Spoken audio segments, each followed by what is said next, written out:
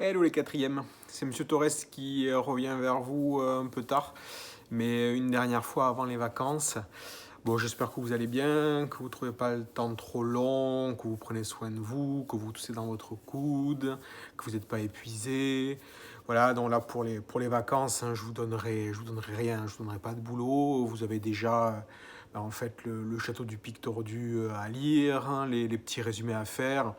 Je considère que voilà, ce sera très bien pour les vacances. Je pense que vous êtes comme tout le monde, quoi. C'est-à-dire que vous en avez jusque-là. D'abord parce qu'il y a du boulot, parce qu'il y a des choses à faire, parce que vous êtes confinés, parce que vous surveillez tout le monde qui tousse, vous regardez s'il n'y a pas des zombies dans la rue qui traînent. Donc bon, voilà. Mais étant donné que ça fait quelques temps que je ne vous avais pas donné de boulot, je reviens avec d'abord une correction, et puis après avec le premier cours hein, du château du Pic Tordu. Du coup, d'abord la correction. Vous vous souvenez, je vous ai donné une activité à réaliser dans l'extrait 5 du Barbier de Séville, où je vous demandais de répondre à une question simple, mais je vous demandais une réponse un petit peu développée, un petit peu longue. La question était prouver que Beaumarchais est bien un moraliste. Hein, voilà. Je vous avais donné une méthode pour ça. Donc là, dans Pronote, je vais joindre cette vidéo, bien sûr, et je vais joindre la correction. Dans la correction, vous allez voir, il y a tout un tas de trucs écrits en noir. Ça, vous ne le recopiez pas. Et la correction, je l'ai écrite en bleu. Donc la correction, elle, vous allez la recopier. Donc deux solutions. Hein. Soit dans votre extrait 5, dans le grand 1, hein, je crois que l'activité était dans le grand 1. Dans cet extrait 5, vous avez laissé de l'espace vide. Et vous pouvez copier la correction dans cet espace vide. Très bien, proprement, soigné, sans faire de faute, vous le faites. Si vous n'avez pas de place, c'est pas grave. Vous prenez une feuille de classeur, vous recopiez à la main cette belle correction. Hein, voilà. Vous coupez la feuille, voilà, et puis trait de colle dans la marge, vous collez en face du grand 1 dans l'extrait 5 du Barbier de Séville. Voilà, enfin rien de très original, quoi, le classique, la routine. Donc cette correction, quand même, je vais la parcourir un tout petit peu. Je vous avais donné un plan hein, pour rédiger une réponse développée à une question qui est simple mais qui demande à être développée, qui demande à être un peu expliquée, à être un peu creusée, à être un peu fouillée. Je vous avais donné une méthode, presque phrase à phrase, hein, pour développer cette réponse. Donc tout d'abord, une première phrase pour répondre à la question. Oui, nous pouvons affirmer que Beaumarchais est un moraliste, car il observe les membres de sa société. Puis une autre phrase où on va rappeler la définition tirée du cours de la notion qui est en jeu dans cette question, ici la notion de moraliste, donc phrase suivante. En effet, l'auteur du Barbier se penche sur les défauts de ses contemporains et pratique le placere et docere, donc une définition des moralistes que j'ai tirée de mon cours. Voilà. Puis je vous disais qu'il faut expliquer, prouver dans le détail pourquoi Beaumarchais est un moraliste. C'est la phrase suivante. Hein. Pour plaire, il use du registre comique et des chansons. Voilà. Je plonge très vite dans l'exemple, puisque je ne voulais pas vous faire une réponse hein, trop longue, hein, j'ai pensé un peu à vous. Normalement, cette phrase, j'aurais dû un petit peu plus la développer, mais on reverra ça en cours. Donc, je plonge très vite dans l'exemple qui va me servir aussi à expliquer. Hein. Donc, prenons l'exemple de l'exposition, dans la scène d'exposition. Figaro chante une chanson comique. Le vin et la paresse se partagent mon cœur. Je ferme les guillemets. En outre, Beaumarchais éduque hein, son public contre les mauvaises habitudes d'un Bartholo colérique et jaloux. Là, vous voyez, en fait, j'ai un peu triché, c'est vrai, j'ai mélangé en fait l'étape 3 que je vous ai donnée et l'étape 4. C'est-à-dire que j'explique et en même temps, je donne les exemples. Hein, vous voyez, là, c'est vrai que j'ai un peu mélangé, je dois avouer. Et enfin, la 5e étape, une phrase pour conclure. Pour conclure, nous pouvons affirmer que Beaumarchais est un moraliste car il amuse, entre parenthèses, rire et chanson, je ne parle pas de la radio, ça n'existe pas encore à l'époque la radio, et il nous éduque, entre parenthèses, mauvais exemple de Bartholo, donc qui est jaloux, colérique, etc., etc. Voilà pour la correction. Je passe au cours château du Pic Tordu. Donc je vais pas tout vous relire, ça sert à rien. Je vous ai mis une introduction générale qui vous présente un peu George Sand. Ce qu'il faut retenir sur George Sand, c'est que c'est une femme. Voilà, je vous l'ai déjà dit il y a une semaine ou un peu plus. C'est une femme, elle s'appelait Aurore Dupin. Hein, c'est une femme qui ressemble un peu, non, qui ressemble un peu par certains aspects à Rosine, parce qu'elle a fui un mauvais mariage. Hein. Son mari était désagréable avec elle, il a essayé de la tuer, tout simplement. Voilà, ni plus ni moins. Donc elle est partie, elle l'a quitté. Elle a quitté son mari, qui était un aristocrate, un marquis, si mes souvenirs sont bons. Et elle a fui à Paris pour vivre sa vie de femme libre, tout simplement, et devenir autrice, journaliste, et donc une femme qui a beaucoup compté au 19e siècle. Voilà, donc je vous laisse recopier l'introduction générale. Cet extrait 1 du château du Pic Tordu est consacré à ce que j'appelle, à ce que tout le monde appelle en fait, l'incipit. C'est quoi l'incipit d'un roman? C'est le début, voilà. C'est tout simplement ça, c'est le début du roman. De même, ça vient, si vous voulez, du latin. Incipit signifie « il commence ». Donc c'est le grand 1 de mon cours. L'incipit ou le début d'un roman, c'est un mot que vous devez connaître maintenant. En troisième, on vous le demandera. Et puis, si vous allez en seconde, générale ou pro, on vous le demandera aussi. L'incipit d'un roman. Ça ressemble un peu en fait à la scène d'exposition, vous savez, au théâtre. Voilà, je vous en parle un petit peu. Alors, c'est bien d'avoir un mot, mais l'incipit, ça sert à quoi? L'incipit a 2 missions, c'est tout bête. Première mission, donner les informations fondamentales sur lesquelles l'histoire va pouvoir être construite. Voilà. Ces informations fondamentales, je vous en parle depuis en fait le début d'année. Présenter les personnages principaux, et pas uniquement le nom, le prénom, mais l'identité. Vous vous souvenez ce que je vous ai dit sur les personnages, sur ce que c'est un personnage, je vous en ai parlé dans le Barbier de Séville. Voilà. Construire le début de l'identité des personnages, les noms, pourquoi pas, les relations entre les personnages, leur rôle dans la société, ok. S'ils ont un passé un petit peu, commencer à enclencher cette construction d'identité. Donc qui, où ça se passe, quand, une époque, et quoi. Voilà, c'est aussi simple que ça. Et donc, quoi, c'est pas... Voilà, l'incipit ne va pas résumer toute l'histoire. Mais l'incipit va présenter une action, très souvent une action.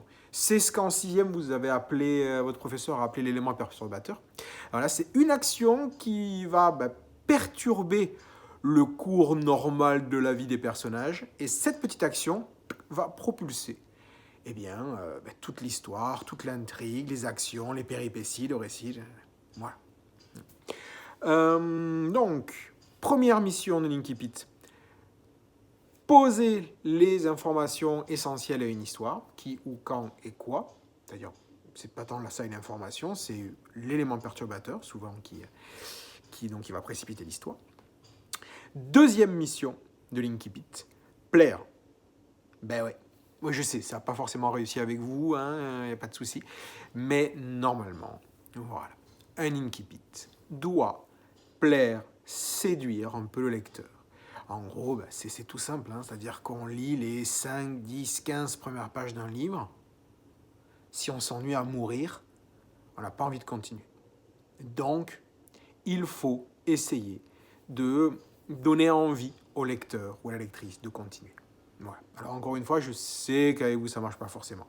Mais George Sand n'écrivait pas pour une troupe d'adolescents du 21e siècle, gavés de McDo, de YouTube, de Snapchat et de Netflix. Vous voyez ce que je veux dire? Donc, on recadre ça dans le contexte. Ce qui nous mène à notre grand 2.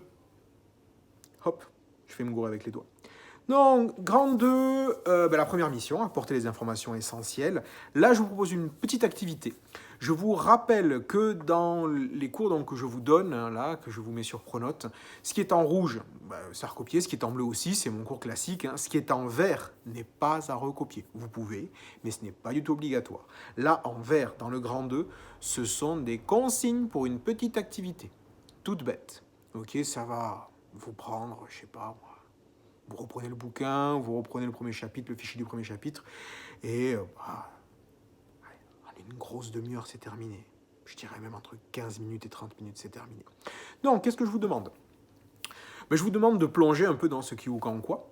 Tout d'abord, les personnages principaux, je vous donne leur nom, c'est Monsieur Flochardet et Diane, mais ce que je veux, c'est que vous partiez à la recherche de 3 éléments de l'identité de M. Flochardet. Qu'est-ce qu'on apprend sur lui? Soit sur son physique, soit sur son caractère, soit sur ce qu'il a été, soit sur son métier, soit... Voilà, enfin, une information sur son identité. 3 informations, pardon, sur son identité. Même question pour Diane. 3 informations sur son identité, son passé, son physique, son caractère. Et c'est pas forcément des choses qui nous sont données par le narrateur. C'est des choses que l'on peut, des informations que l'on déduit. Voilà. Peut-être, je sais pas moi, peut-être que Diane est une sale petite impertinente impolie et qu'elle parle extrêmement mal à son père. Donc l'information qu'on en tire, c'est qu'elle est impertinente et mal éduquée. Voilà une information. Mais le narrateur ou la narratrice ne nous l'a pas donnée. On l'a déduit du comportement ou des paroles ou des actions que commet le personnage. Okay. Puis, où l'action se situe-t-elle? Là, je vous demande de citer 3 noms de lieux. Vous allez voir que vous avez plein de noms de lieux. En fait, dans ce premier chapitre, c'est pour poser l'action dans un cadre géographique qui est connu de pas mal de gens, puisque c'est le sud de la France, hein, voilà, donc ça permet de donner un cadre réel à l'histoire, réaliste. Imaginez que imaginez que je vous propose une histoire qui se passe à Blétran, à Lons, à La Chapelle, ou je ne sais pas encore dans quelle autre ville ou village du coin. Voilà. Vous allez avoir une impression de réalisme qui va se créer, parce que ces lieux, vous les connaîtrez. Quand, ok, et quoi? C'est-à-dire, qu'est-ce qui se passe? Quelle est cette petite action? Quel est ce petit événement étonnant qui a lieu dans le premier chapitre? Et qui va mettre un peu le feu aux actions, mettre un peu le feu aux péripéties. Voilà. On est déjà presque à 12 minutes, on passe à un grand 3. 3. Oula, je suis bronzé quand même, non, vous trouvez pas? Ouais, j'ai bronzé. Ouais. Ouais, je prends le soleil. En lisant et en travaillant quand même. Ok, grand 3. Deuxième mission de Linkipit, plaire, séduire. Bon, là, je ne vais pas non plus tout vous lire. Comment fait George Sand pour essayer de plaire, de séduire son lecteur ou sa lectrice dans les 10 premières pages de son bouquin? Elle utilise tout un tas de petits trucs. Tout d'abord, il y a une petite introduction où vous avez George Sand qui s'adresse à sa petite fille. Là, il y a un effet, voilà, asseyez-vous, posez-vous, je vais vous raconter une petite histoire. On est presque placé, en tant que lecteur, on est presque à la place de la petite fille de George Sand, et George Sand va nous lire une histoire. Voilà, il y a un petit côté comme quand on était petit, on va se faire lire une histoire quand on était au bord du lit. Voilà. Ensuite, il y a le titre du premier chapitre, la statue parlante, ou la statue qui parle, je ne me souviens plus. Dans le titre annonce quelque chose d'un peu surprenant, d'un peu merveilleux, d'un peu fantastique, et donc ça aiguise un peu notre curiosité. On se dit, tiens, c'est quoi cette histoire de statue qui parle? Moi, je n'ai jamais vu, voilà. Puis, il y a autre chose que vous allez avoir, du mal à comprendre. Ce sont les descriptions. Vous savez ce qui vous a saoulé là pendant le premier chapitre? Eh bien, ce sont de belles descriptions, des descriptions de nature, avec des noms de plantes, avec des couleurs, avec des parfums. Et oui, ça plaît. Peut-être pas à vous, mais ça plaît. C'est ce que je vous dis dans le cours. Hein. Vous vivez dans un monde où vous êtes gavé d'images, tout le temps, partout, systématiquement, et même plus que des images. Vous avez droit à des spectacles plurisensoriels tout le temps. Rien qu'avec les écrans, vous avez images et sons. Et des images, vous en avez partout, sur vos t-shirts, sur vos chaussures, dans les livres, les magazines, dans les affiches, dans les rues, partout, tout le temps. Tout le temps, vous avez des couleurs vives et des super images et tout. Au 19e siècle, c'est pas le cas. Au 19e siècle, surtout au début du 19e, et même à la fin, je veux dire, la révolution industrielle, certes, s'est déroulée tout au cours du 19e siècle, mais les rues ne sont pas couvertes d'affiches. Ok ? À la fin du 19e, à Paris, peut-être. Il doit y avoir des affiches, des couleurs, oui, ça commence. Mais l'écrasante majorité de la France est encore rurale. Ça veut dire que les gens n'ont que les couleurs naturelles. Voilà. Leurs vêtements sont gris, sont noirs, sont blancs lavés. Et quand ils ont des couleurs, ce sont des couleurs pâles. Ils n'ont pas de belles images sur papier glacé comme vous. Ils n'ont pas de beaux écrans à 25 millions de couleurs 4K. Donc, les livres fabriquent, les textes fabriquent de belles images pour plaire. Ok ? Très bien. Ensuite, comment fait-elle pour plaire? Le mystérieux château. Le château, au début, vous savez, du chapitre, il est traité presque... La narratrice nous en parle presque comme si c'était une personne, ce vieux château. Il est intriguant, son nom, il est traité comme une personne, il est abandonné, il est en ruine, il semble très grand, c'est un chemin particulier qui y va. Bref, on surfe sur le côté un peu château hanté, quoi. Vous voyez, c'est aussi simple que ça. Le surnaturel, bien évidemment, annoncé par le titre et qu'on retrouve à la fin du chapitre, la fameuse statue qui parle. Est-ce que c'est une statue qui parle? Est-ce que Diana a halluciné? Son père la croit pas, mais elle, pour elle, c'est clair, elle a entendu une voix. Ok. Et dernier élément, des chapitres courts. Ben oui, courts, des chapitres courts, 10 pages. 10 pages, oui, c'est court. C'est un livre qui est court, il fait une centaine de pages. Et donc, ce qui est court, ben, a tendance à pouvoir plaire. Ben voilà, surtout à vous. Ok, j'ai quasiment terminé. En conclusion, qu'est-ce qu'il faut retenir? George Sand, une autrice ou une écrivaine du 19e siècle. Voilà, elle est connue, vraiment. En tout cas, maintenant, elle le sera de vous. George Sand, une femme. Et non, il n'y a pas de S à George. En français, oui, mais là, elle l'a écrit à l'anglaise. George Sand. Voilà. L'Incipit, le début d'un roman, et ses 2 missions. Poser les informations fondamentales pour pouvoir construire l'histoire dessus. Ok. Deuxième mission, plaire, séduire le lecteur. Voilà, on arrive à 16 minutes. Je vais vous poster tout ça. Je vous souhaite de bonnes vacances. Les semaines à venir risquent d'être un petit peu longues. Voilà, je pense à vous, je me fais un peu de soucis pour vous. Prenez soin de vous, essayez d'avoir une petite routine, voilà, faites un peu de sport si vous avez la chance d'avoir un petit balcon, un petit jardin, quelque chose. Prenez un peu l'air, marchouillez un peu si vous avez l'occasion. Faites attention à ce que vous mangez, bouquinez un peu, voilà, essayez de faire au mieux, hein, tout simplement, pendant ces 4 semaines. Bon courage pour supporter vos parents. S'ils sont insupportables. Si c'est vous qui êtes insupportable, c'est pas bien. Soyez gentil avec vos parents. Hein. Tout le monde est dans la même mouise. Voilà. Il paraît qu'on est censé se revoir le 11 mai. Comment vous dire? Je suis un peu dubitatif. J'espère qu'on se reverra le 11 mai, parce que vous me manquez un peu. Bon, pas tous, hein, faut pas déconner. Mais quand même. Disons que oui, mi-mai, fin mai, on verra. On verra. En tout cas, je reprendrai contact avec vous à la rentrée, par Pronote, hein, tout simplement. Donc je pense que pendant les vacances, je vais poser des choses là à la rentrée, pour la rentrée du calendrier, hein, c'est-à-dire le 4 ou le 5 mai. Hein, voilà, je vous mettrai sans doute la suite, hein, du Chapitre Pictordu, le cours numéro 2, etc. Voilà. Et je crois que c'est à peu près tout, c'est déjà très très long. Prenez soin de vous les enfants, soyez sages, mangez vos fruits et vos légumes, faites un peu de sport, bouquinez, et tout c'est dans votre coude. Allez, salut.